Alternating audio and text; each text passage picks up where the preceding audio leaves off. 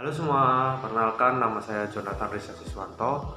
Saya adalah mahasiswa UPN Veteran Jawa Timur dari program studi Sistem Informasi dengan nomor NPM 2308 20 10 128. Saya dari kelas Bahasa Indonesia D503.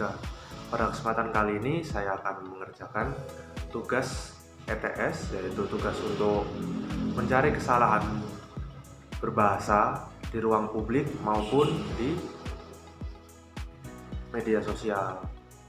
Jadi stay tune teman-teman, kita akan sama-sama mencari kesalahan apa aja sih yang terdapat di sosial media.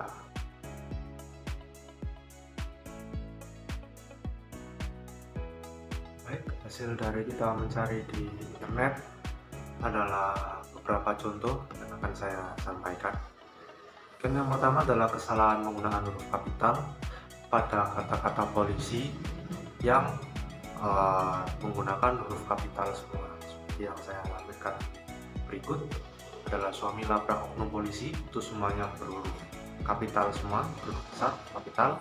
Dan ada masa aksi diangkut ke truk polisi dengan paksa, itu menggunakan huruf kapital semua. Dan yang benar adalah apabila polisinya berada di awal kalimat, B-nya menggunakan huruf besar, dan apabila di tengah-tengah kalimat itu bisa menggunakan huruf kecil aja. Jadi tidak perlu menggunakan huruf kapital semua.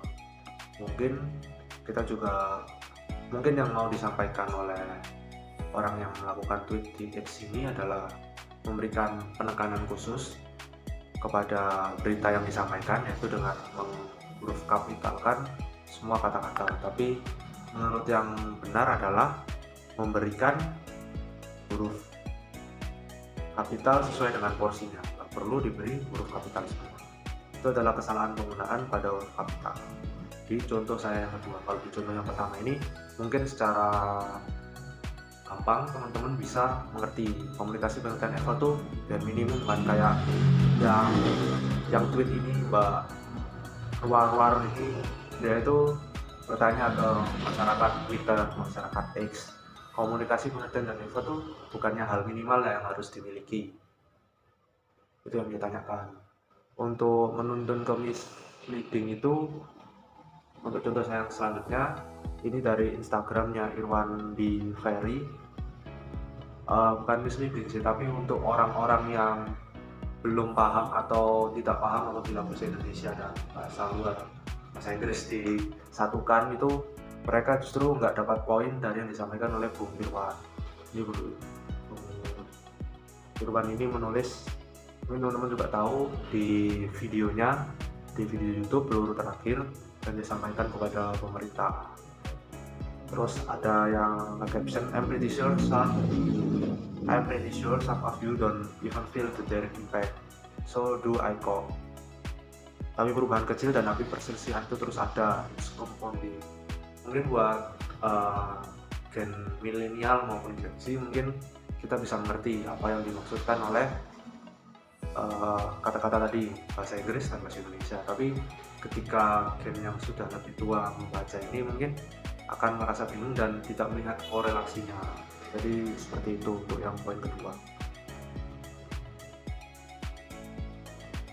Untuk poin yang ketiga yaitu ada makna ganda. Jadi menyampaikan apa yang jadi orang itu menyampaikan sebuah kalimat yang bisa berarti dua. Oke, ini saya ambil contoh dari tweet tanggal 13 April. Ma, aku hari ini pindahan kos ya, dan mama dari si Raka yang tweet ya, ini jangan hamilin anak orang di luar nikah. Dan ini mungkin maksud dari mamanya sudah benar, tapi muncullah komen dari di bawahnya dari Jeffrey Greenwood.